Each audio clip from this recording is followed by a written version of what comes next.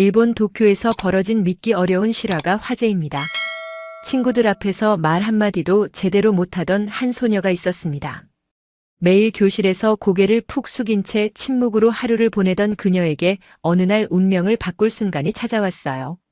그것은 길거리에서 우연히 마주친 신비로운 문자 때문이었습니다. 처음 보는 낯선 글자였는데도 왜인지 마음이 끌렸죠. 그 순간부터 모든 것이 달라지기 시작했어요. 대체 무슨 일이 벌어진 걸까요? 어떤 문자가 한 소녀의 인생을 완전히 뒤바꿔 놓았을까요?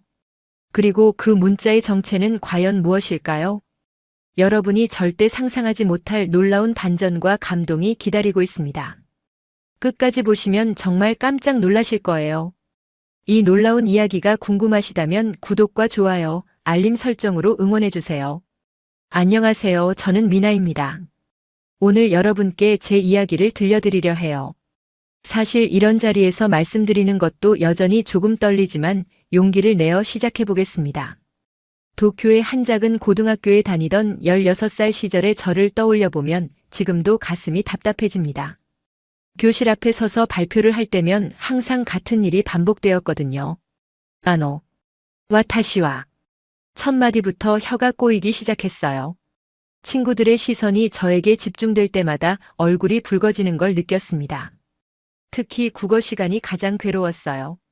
선생님이 교과서를 읽어보라고 하시면 평상시 친구들과 자연스럽게 대화할 때와는 완전히 달라졌습니다. 글자들이 눈앞에서 흔들리는 것 같고 입술은 떨리고 목소리는 작아졌어요. 미나짱, 다시 한번 읽어볼래? 선생님의 다정한 목소리조차 저에게는 부담이었습니다. 점심시간에 친구들이 모여 수다를 떨 때도 마찬가지였어요. 제가 하고 싶은 말이 분명히 있었는데 막상 입을 열면 단어들이 제대로 나오지 않았습니다. 그게 아니야. 결국 중간에 포기하고 고개만 끄덕이곤 했어요. 친구들은 이해한다는 듯 웃어주었지만 저는 점점 더 위축되어 갔습니다. 가장 충격적이었던 건 어느 날 영어 시간이었어요. 외국인 선생님이 간단한 자기소개를 영어로 해보라고 하셨는데 저는 My name is 조차 제대로 말할 수 없었습니다. 일본어도 제대로 못하는데 영어까지. 그 순간 교실이 조용해지고 저는 그 침묵 속에서 너무나 작아진 기분이었어요. 집에 돌아와서 거울을 보며 혼자 연습해봤어요. 오하요 고자이마스 같은 기본적인 인사말도 거울 속 제 모습 앞에서는 자연스럽게 나왔는데 사람들 앞에 서면 왜 이렇게 될까요? 부모님께 이야기하고 싶었지만 이런 고민조차 제대로 표현할 자신이 없었습니다. 학교에서 돌아오는 길 전철 안에서 다른 학생들의 자연스러운 대화를 들으며 부러움을 느꼈어요. 그들은 웃으며 농담을 주고받고 자신의 생각을 막힘없이 표현했습니다. 저도 저런 모습이 되고 싶었어요. 하지만 현실은 매일같이 저를 좌절시켰습니다. 그렇게 매일이 반복되던 어느 화요일 오후 제 인생을 바꿀 작은 사건이 일어났습니다. 그날따라 특히 말더듬이 심했던 저는 친구들과 함께 있기가 괴로워서 혼자 학교 근처를 걸었어요. 발걸음은 자연스럽게 평소 가지 않던 골목으로 향했습니다. 마음이 답답할 때면 새로운 길을 걷는 게 조금이나마 위안이 되었거든요. 그런데 한 작은 가게 앞에서 발걸음이 멈췄어요. 간판에 적힌 글자들이 일본어가 아니었습니다. 네모나고 둥근 모양들이 조화롭게 어우러진 그 문자들을 보는 순간 이상한 느낌이 들었어요. 전혀 읽을 수 없었지만 왠지 친근하고 따뜻한 기운이 느껴졌습니다. 마치 오래전부터 알고 있던 것 같은 그런 묘한 감정이었어요.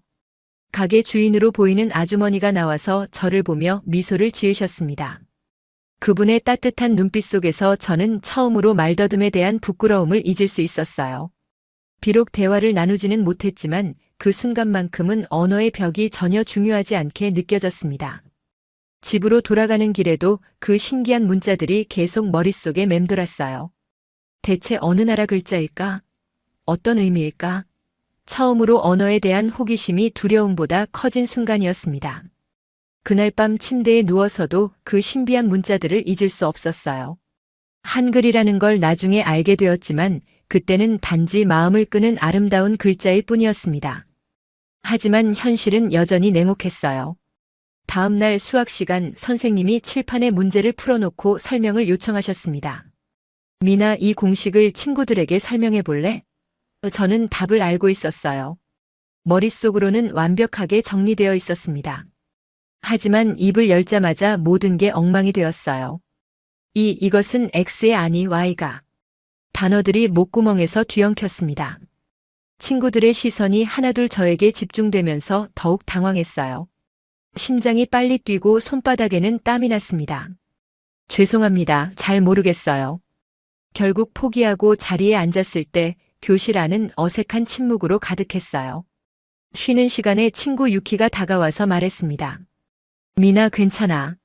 수학은 원래 어려운 거야.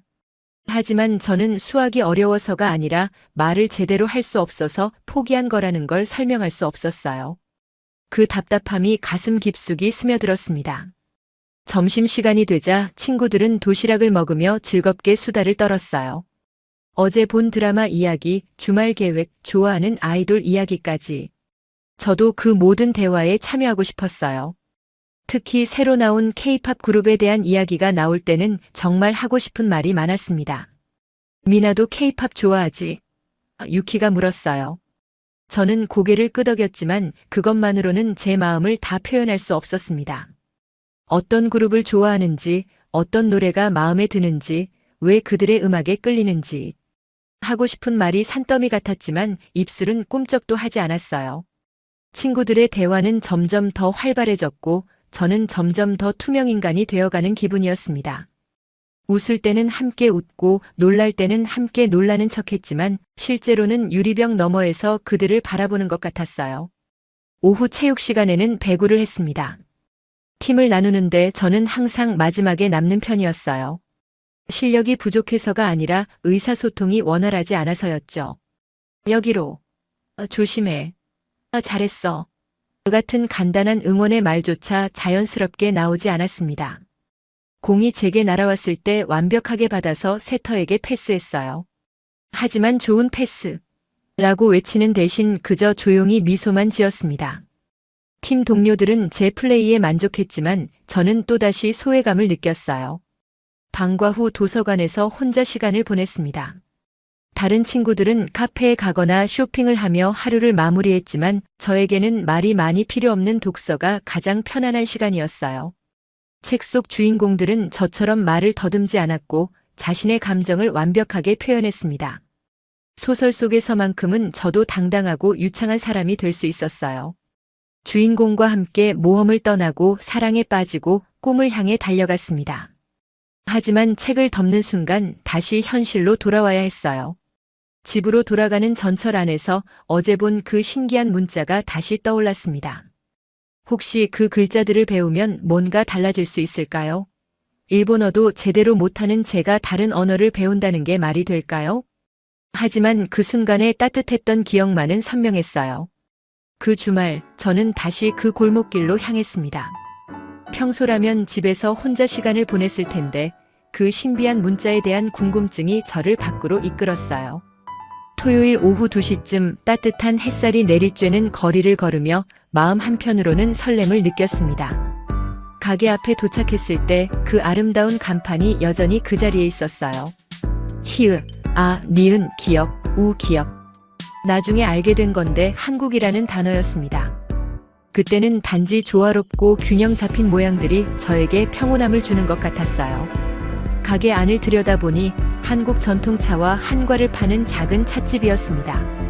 벽에는 한글로 쓰인 메뉴판들이 걸려 있었고 테이블마다 한국어로 된 책들이 놓여 있었어요. 처음 보는 글자들이었지만 이상하게 친숙한 느낌이 들었습니다. 용기를 내어 가게 문을 열고 들어갔어요. 종소리가 울리자 지난번에 봤던 그 아주머니가 나타났습니다. 어서 오라고 일본어로 인사를 건네시는 모습에서 따뜻함이 느껴졌어요. 저는 작게 고개를 숙여 인사했습니다. 혹시 저 글자들이 뭔지 여쭤봐도 되는지 조심스럽게 물어봤어요. 평소보다 조금 더듬거리긴 했지만 간신히 질문을 꺼낼 수 있었습니다. 아주머니는 환한 미소를 지으며 한글에 관심이 있냐고 되물으시더니 한국의 문자라고 설명해 주셨어요.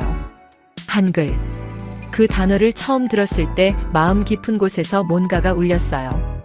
아주머니는 친절하게 설명을 계속하셨습니다. 한글은 정말 아름다운 문자이며 보기엔 복잡해 보이지만 사실 매우 과학적이고 체계적이라고 말씀하셨어요.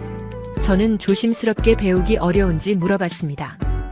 아주머니는 제 눈을 바라보며 전혀 그렇지 않다고 하시더군요. 한글은 세상에서 가장 배우기 쉬운 문자 중 하나이며 모든 소리를 표현할 수 있도록 만들어졌다고 설명해 주셨어요. 그때 아주머니가 테이블 위에 있던 종이와 펜을 가져다 주시며 한번 써보자고 하셨어요. 아라는 글자를 그려주시면서 이것은 아 소리라고 설명해 주셨습니다. 저는 조심스럽게 따라 그려봤어요. 신기하게도 그 간단한 선 하나가 제 손에서 나올 때 평소 글씨를 쓸 때와는 다른 느낌이었어요. 떨리지 않았습니다. 오는 오소리, 우는 우소리라고 하니까 정말 신기했어요. 일본어와는 완전히 다른 방식이었지만 오히려 더 직관적으로 느껴졌습니다. 정말 잘한다는 아주머니의 칭찬에 얼굴이 붉어졌지만 부끄러움보다는 기쁨이 더 컸어요. 평소 일본어를 말할 때 느끼는 그 답답함과는 전혀 다른 감정이었습니다. 1시간쯤 지났을까요? 저는 기본적인 모음 몇 개를 써볼 수 있게 되었어요. 아, 어, 오, 우, 으, 이. 각각의 소리와 모양이 신기하게 연결되어 있었습니다. 아주머니가 작은 한글 학습서를 하나 건네주시며 가져가라고 하셨어요. 집에서 천천히 연습해보되 조급해하지 말라고 당부하시더군요.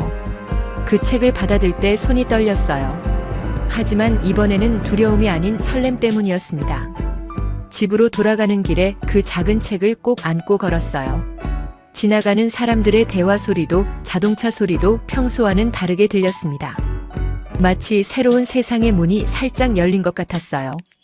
방에 도착해서 책상 앞에 앉았습니다.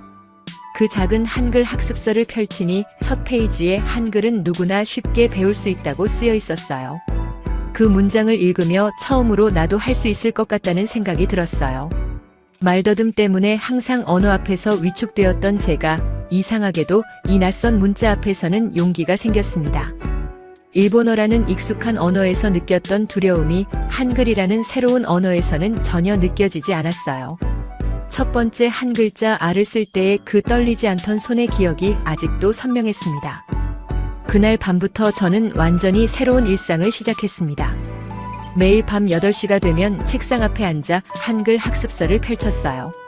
처음에는 단순히 호기심에서 시작한 일이었는데 점점 더 빠져들었습니다. 첫째 날 밤 기본 모음부터 다시 연습했어요. 아, 어, 오, 우, 으, 이를 여러 번 반복해서 썼습니다. 한 획 한 획 그어갈 때마다 신기한 기분이 들었어요. 일본어 히라가나를 처음 배울 때와는 완전히 다른 감정이었습니다. 둘째 날에는 기본 자음을 배웠어요. 기역, 니은, 디귿, 리을, 미음, 비읍, 시옷.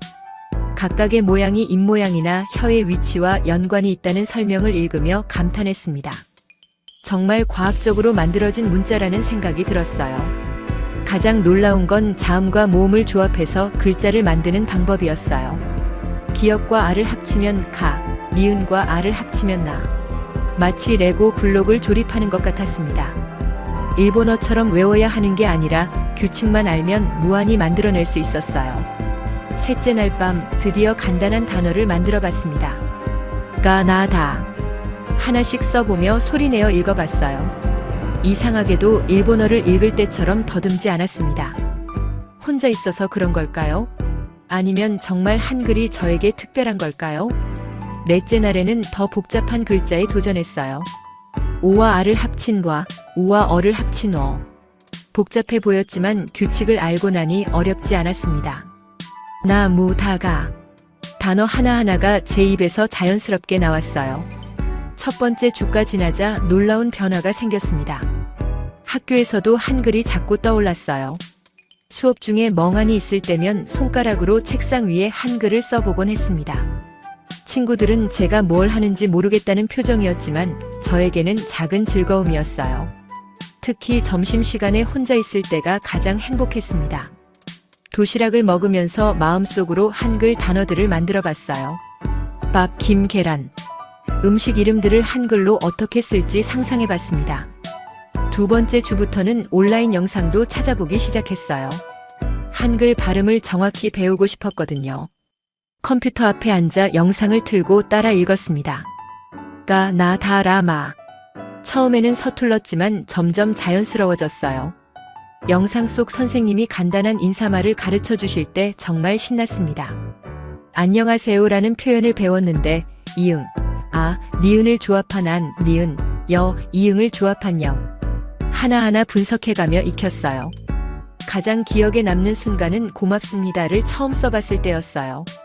기억, 오 미음, 비읍, 시옷, 비읍, 니은, 디귿, 많은 글자가 조합되어 있었지만 차근차근 분해해서 이해할 수 있었습니다. 세 번째 주가 되자 저도 모르게 한글에 대한 자신감이 생겼어요.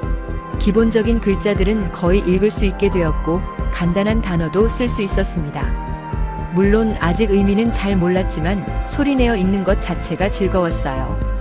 어느 날 밤 거울을 보며 한글로 자기소개를 해봤습니다. 안녕하세요. 저는 미나입니다.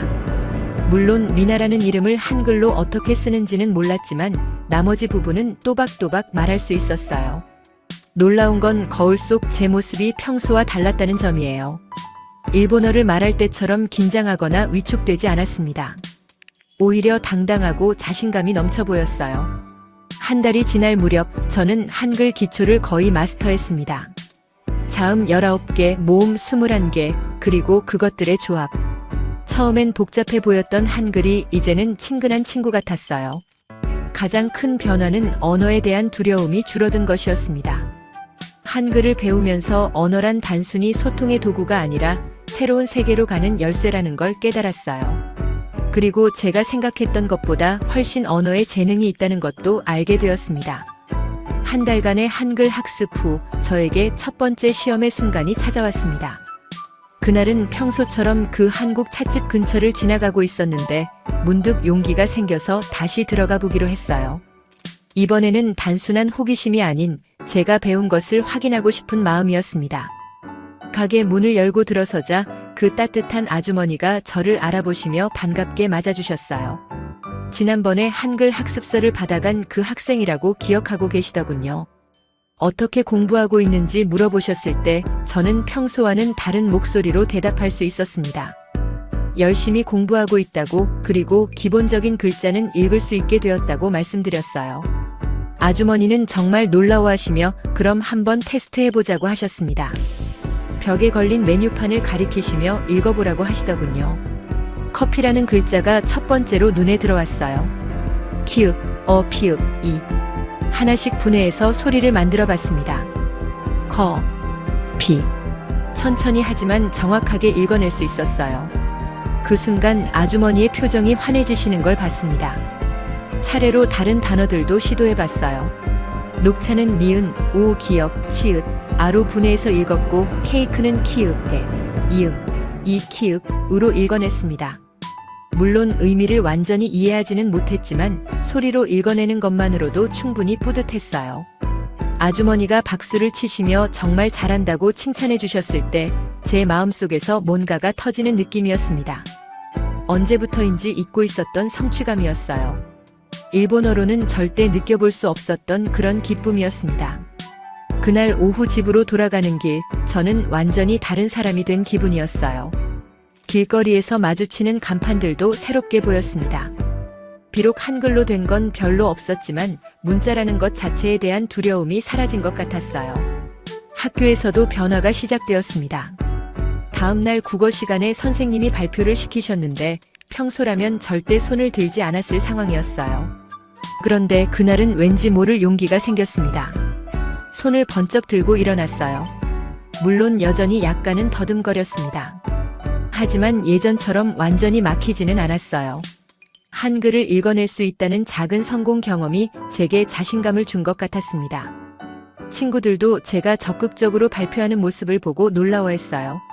점심시간에 유키가 다가와서 물어봤습니다. 요즘 뭔가 달라진 것 같다고, 예전보다 밝아 보인다고 하더군요. 저는 새로운 취미를 찾았다고만 대답했어요. 아직 한글 공부에 대해서는 말하고 싶지 않았거든요. 그날 저녁 한글 공부를 하면서 문득 깨달은 게 있었어요. 언어라는 건 단순히 소통의 도구가 아니라 자신감의 원천이 될 수도 있다는 것이었습니다. 제가 일본어에서 느꼈던 좌절감과 부끄러움이 한글에서는 전혀 느껴지지 않았어요. 한글을 공부하면서 제가 언어를 못하는 게 아니라 그저 일본어라는 특정 언어에서만 어려움을 겪고 있다는 걸 알게 되었습니다. 이것은 저에게 엄청난 깨달음이었어요. 일주일 후 저는 더 큰 도전을 시도해봤습니다. 온라인에서 한국어 기초 회화 영상을 찾아서 따라 해본 거예요. 안녕하세요. 만나서 반갑습니다. 고맙습니다. 간단한 표현들이었지만 제 입에서 자연스럽게 나왔습니다. 거울을 보며 연습할 때 한국어를 말하는 제 모습이 일본어를 말할 때와는 완전히 달랐어요. 당당하고 자신 있어 보였습니다. 마치 다른 사람이 된 것 같았어요. 그때부터 저는 매일 조금씩이라도 한국어로 혼잣말을 하기 시작했어요. 오늘 날씨가 좋네요. 배고파요. 피곤해요. 아직 문법이 정확하지는 않았지만 제 감정을 다른 언어로 표현한다는 것 자체가 신기했습니다. 가장 놀라운 변화는 일본어에서도 나타났어요. 한국어 공부를 시작한 후로 일본어 말더듬이 조금씩 줄어들기 시작한 거예요. 완전히 사라진 건 아니었지만 예전보다는 훨씬 자연스럽게 말할 수 있게 되었습니다.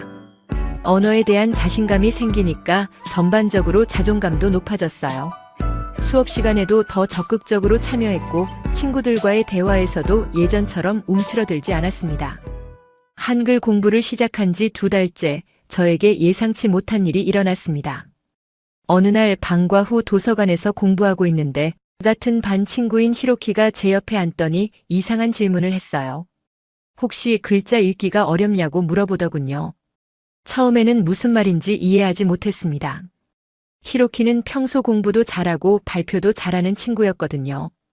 그런데 자세히 들어보니 그도 저와 비슷한 고민이 있었어요. 글자를 읽을 때 순서가 바뀌거나 비슷한 모양의 글자들이 헷갈린다는 거였습니다. 히로키는 조용히 털어놓기 시작했어요. 교과서를 읽을 때 다른 친구들보다 훨씬 오래 걸리고 때로는 같은 줄을 여러 번 읽어야 한다고 했습니다.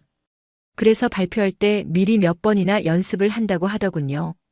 그 말을 듣는 순간 저는 깜짝 놀랐어요. 저만 언어로 고생하는 게 아니었구나 하는 생각이 들었습니다.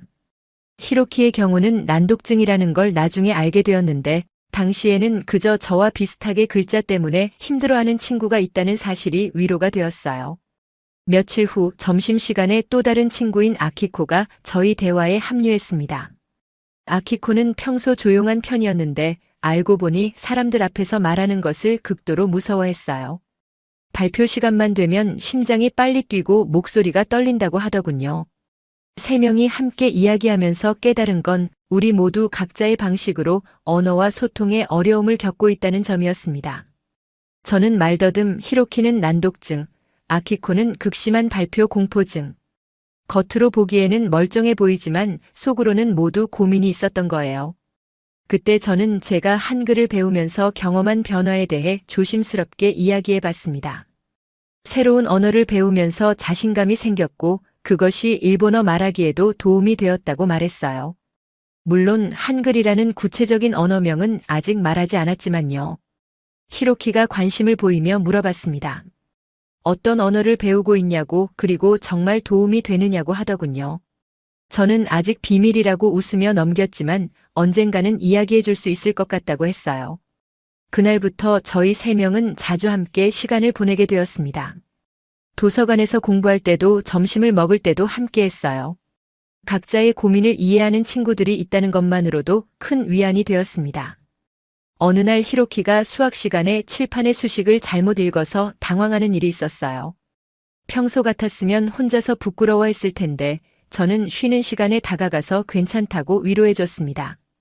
누구에게나 그런 실수는 있을 수 있다고 중요한 건 포기하지 않는 것이라고 말해줬어요. 아키코가 영어 시간에 발표를 해야 하는 날에는 저희가 미리 연습을 도와줬습니다. 작은 그룹 안에서라면 아키코도 훨씬 자연스럽게 말할 수 있었거든요. 천천히 여러 번 연습하면서 자신감을 키워나갔어요.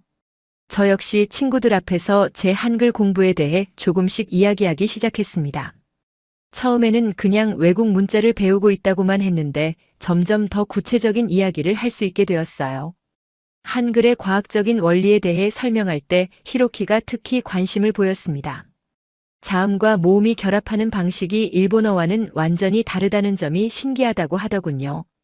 난독증이 있는 히로키에게는 규칙적이고 체계적인 한글의 구조가 매력적으로 느껴지는 것 같았어요.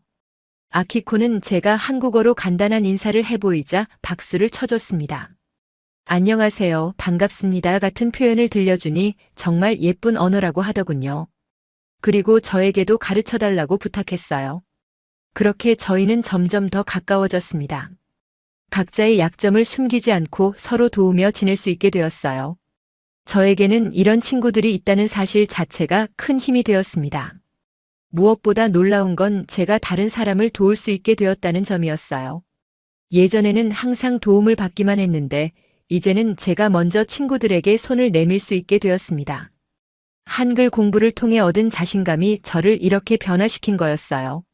한글 공부를 시작한 지 석 달째 되던 어느 목요일, 제게 중요한 순간이 찾아왔습니다. 그날 오후 히로키가 국어 시간에 교과서를 읽다가 크게 좌절하는 일이 있었어요.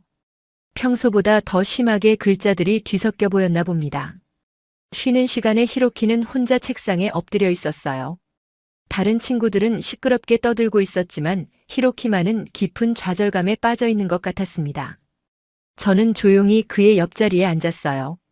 히로키가 고개를 들며 말했습니다. 자신은 정말 바보 같다고 이렇게 간단한 글자도 제대로 읽지 못한다고 하더군요.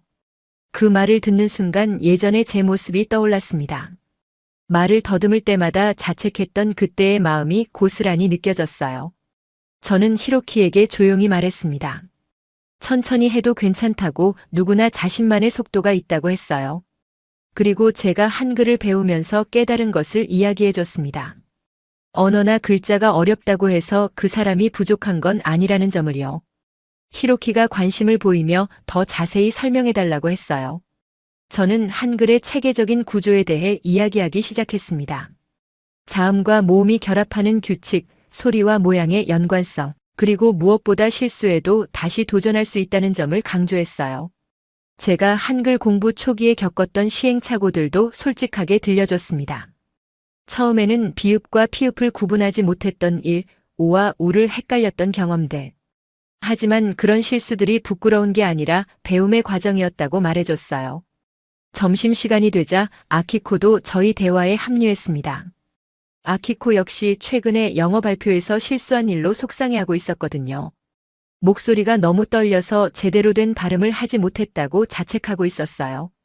저는 아키코에게도 같은 이야기를 해줬습니다. 완벽하지 않아도 괜찮다고 중요한 건 포기하지 않고 계속 시도하는 것이라고 했어요. 그리고 제가 한국어로 처음 인사했을 때에 떨렸던 기분을 공유했습니다. 그날부터 저는 본격적으로 친구들에게 한글을 가르쳐주기 시작했어요.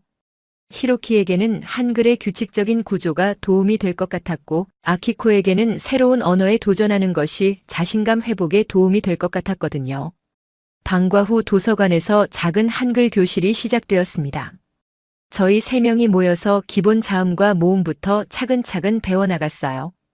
제가 선생님 역할을 하는 게 처음에는 어색했지만 점점 자연스러워졌습니다. 히로키는 한글의 체계성에 감탄했어요. 일본어 히라가나처럼 외워야 하는 게 아니라 규칙만 알면 읽을 수 있다는 점이 신기하다고 하더군요. 특히 자음과 모음의 조합 방식을 이해한 후로는 눈에 띄게 자신감이 생겼습니다.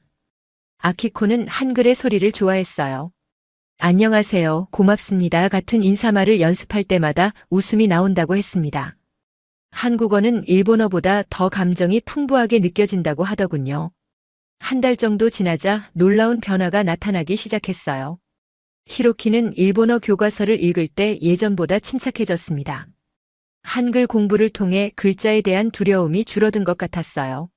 실수에도 당황하지 않고 천천히 다시 읽었습니다. 아키코는 발표할 때 목소리 떨림이 많이 줄어들었어요. 한국어 인사말을 연습하면서 목소리를 내는 것에 대한 부담감이 덜해진 것 같았습니다. 새로운 언어에서 얻은 자신감이 일본어 발표에도 도움이 된 거였어요. 가장 놀라운 건 제 자신의 변화였습니다. 친구들을 가르치면서 제가 얼마나 성장했는지 깨달았어요. 예전에는 도움을 받기만 했던 제가 이제는 다른 사람에게 도움을 줄 수 있게 되었습니다. 특히 친구들이 어려워할 때 격려해주는 제 모습을 보며 신기했어요. 천천히 해도 괜찮다고 실수는 배움의 과정이라고 말해주는 제 목소리가 예전보다 훨씬 단단해졌습니다. 한글이 저에게 준 선물은 단순히 새로운 언어가 아니라 다른 사람을 위로할 수 있는 힘이었어요. 어느 날 아키코가 말했습니다. 미나 덕분에 언어가 무서운 게 아니라는 걸 알게 되었다고, 그리고 실수해도 괜찮다는 걸 배웠다고 하더군요. 그 말을 들으며 제 가슴이 따뜻해졌어요. 한글 공부를 시작한 지 6개월이 지난 지금 저는 완전히 달라진 사람이 되어 있었습니다. 그날 아침 거울을 보며 스스로에게 한국어로 인사를 건넸어요. 안녕하세요, 미나입니다. 오늘도 좋은 하루 되세요. 목소리는 또렷하고 자신감이 넘쳤습니다. 학교에 도착하자 히로키와 아키코가 반갑게 맞이해줬어요. 저희는 이제 아침마다 한국어로 간단한 인사를 나누는 게 일상이 되었습니다. 안녕하세요, 잘 잤어요? 오늘 날씨가 좋네요. 다른 친구들이 신기하게 바라보지만 저희는 개의치 않았어요. 첫 번째 수업인 국어 시간이 시작되었습니다. 선생님이 새로운 시를 소개하시며 누가 읽어볼지 물어보셨어요. 예전 같았으면 절대 손을 들지 않았을 상황이었지만 저는 자연스럽게 손을 들었습니다. 그리고 또박또박 감정을 담아서 시를 읽어나갔어요. 물론 완벽하지는 않았습니다. 중간에 살짝 더듬기도 했고 발음이 약간 어색한 부분도 있었어요. 하지만 예전처럼 얼굴이 빨개지거나 목소리가 떨리지는 않았습니다. 한글을 통해 배운 것은 완벽함보다 꾸준함의 가치였거든요. 시 낭송이 끝나자 교실에서 박수가 터져 나왔어요. 선생님도 감정이 잘 담겨 있었다고 칭찬해 주셨습니다. 그 순간 제 마음속에는 따뜻한 성취감이 차올랐어요. 언어가 더 이상 저를 가로막는 벽이 아니라 다른 사람과 연결해주는 다리가 되었음을 느꼈습니다. 쉬는 시간에 다른 반 학생 한 명이 다가와서 물어봤어요. 최근에 발표를 정말 잘한다고 혹시 특별한 비결이 있냐고 하더군요. 저는 웃으며 새로운 언어를 배우고 있다고 대답했습니다. 언어를 배우면서 말하는 것에 대한 두려움이 줄어들었다고 설명해줬어요. 점심시간에는 저희 셋이 함께 한글 단어 퀴즈를 했습니다. 히로키가 사과라는 단어를 한글로 쓰며 시옷, 기역와의 조합을 설명했어요. 아키코는 고양이라는 단어에 도전하며 기역, 이응, 이응, 이를 차례로 써나갔습니다. 모두 자신감 넘치는 모습이었어요. 오후 체육 시간에는 배구 경기가 있었습니다. 예전에는 조용히 있었던 제가 이제는 팀 동료들과 활발하게 소통했어요. 좋은 패스야, 잘했어, 다음에는 내가 받을게. 자연스럽게 나오는 응원의 말들이 팀 분위기를 한층 밝게 만들었습니다. 경기가 끝난 후 팀 주장이 저에게 말했어요. 요즘 정말 적극적으로 바뀌었다고, 팀워크가 훨씬 좋아졌다고 하더군요. 그 칭찬을 듣는 순간 한글이 저에게 준 변화가 얼마나 큰지 새삼 깨달았습니다. 방과 후에는 그 한국 찻집을 다시 찾아갔어요. 6개월 만에 방문이었지만 아주머니는 저를 기억하고 계셨습니다. 그동안 한글 공부가 어떻게 되었는지 물어보시더군요. 저는 자신 있게 대답했습니다. 이제 기본적인 한국어 회화는 할 수 있게 되었다고, 그리고 친구들에게도 가르쳐주고 있다고 말씀드렸어요. 아주머니의 얼굴에 환한 미소가 번졌습니다. 메뉴판을 보며 주문도 한국어로 시도해봤어요. 녹차 한 잔 주세요. 발음이 완벽하지는 않았지만 아주머니는 알아들으셨습니다. 그리고 한국어가 많이 늘었다고 칭찬해 주셨어요. 차를 마시며 아주머니와 대화를 나눴습니다. 한글을 배우면서 어떤 변화가 있었는지, 친구들과는 어떻게 지내는지. 저는 솔직하게 모든 이야기를 들려드렸어요. 처음에는 단순한 호기심으로 시작했던 한글 공부가 어떻게 제 인생을 바꾸어 놓았는지 말이에요. 집으로 돌아가는 길에 문득 깨달았습니다. 한글은 저에게 단순한 외국어가 아니었어요. 그것은 자신감을 되찾게 해준 열쇠였고 친구들과 더 깊이 연결될 수 있게 해준 매개체였으며 다른 사람을 도울 수 있는 힘을 준 선물이었습니다. 그날 밤 일기를 쓰며 지난 6개월을 돌아봤어요.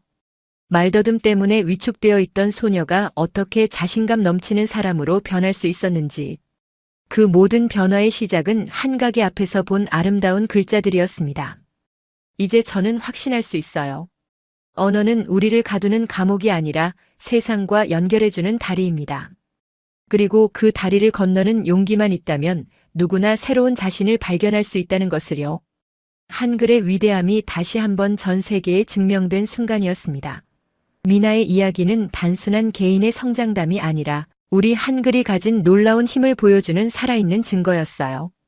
세종대왕의 애민정신이 담긴 한글이 500년이 지난 지금도 일본 소녀의 마음을 치유하고 자신감을 선사했다는 사실. 정말 자랑스럽지 않나요? 말더듬으로 고통받던 미나가 한글을 통해 친구들을 도울 수 있는 멘토로 성장한 모습은 우리 문자의 품격을 다시금 느끼게 합니다. 언어 장벽을 뛰어넘어 사람과 사람을 연결하는 다리가 된 한글. 과학적이고 체계적인 구조로 누구나 쉽게 배울 수 있게 만든 우리 조상들의 지혜. 이 모든 것이 미나라는 한 소녀를 통해 다시 한번 빛을 발했습니다. 여러분도 이런 감동적인 이야기가 더 많은 사람들에게 알려졌으면 좋겠다면 구독과 좋아요, 알림 설정으로 한글의 아름다움을 함께 나눠주세요.